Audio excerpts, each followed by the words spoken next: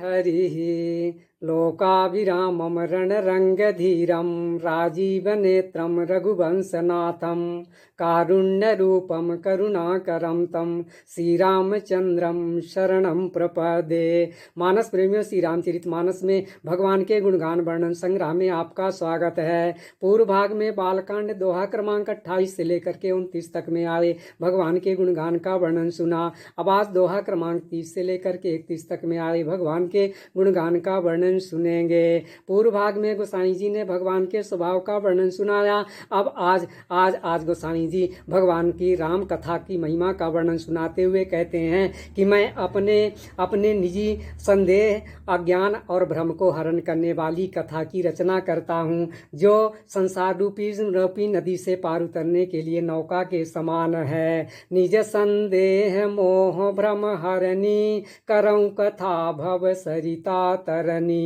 यह राम कथा ज्ञानियों को विश्राम देने वाली तथा सज्जनों को आनंद देने वाली है। राम कथा कलयुग के समस्त पापों को नष्ट करने वाली है। बुध विश्राम सकल जन रंजनी, राम कथा कलि कलुष विभंजनी।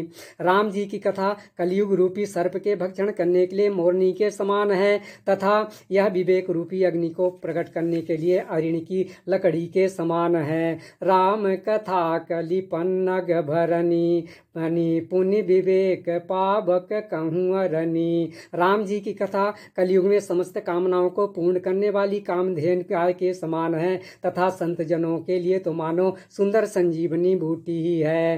राम कथा कलि कामद गाई, सुजन सजीवनी मूरी सुहाई। यही राम कथा इस धरती पर अमृत की नदी है तथा जन्म मरण रूपी भय से मुक्त दिलाने वाली तथा भ्रम रूपी पूर्वी मेढकों के भक्षण करने के लिए सर्पणी के समान है। सोई वसुधा तल सुधा तरंगिनी, भय भंजनी भ्रम भेख भुवंगिनी। यह राम कथा असुरों की सेनाओं के समान नरकों को नष्ट करने वाली तथा साधु और देवताओं के कुल के हित के लिए पार्वती जी यानी दुर्गा के समान है। असुर सेन सम नरक निकंदिनी, साधु विबुध कुल हित गिरि नंदिनी। यह संत समाज रूपी समुद्र के लिए लक्ष्मी जी के समान तथा विश्व के भार को धारण करने वाली अचल पृथ्वी के समान है। संत समाज पयोधि रमासी, विश्व भार भर अचल क्षमासी।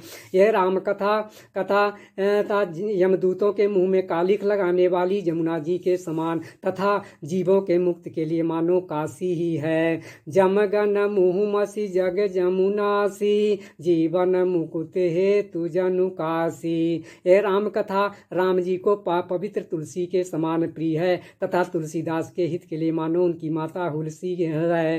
राम ही प्रिय पावनी तुलसी सी, तुलसीदास हित तुलसीदास हित ही हुलसी सी।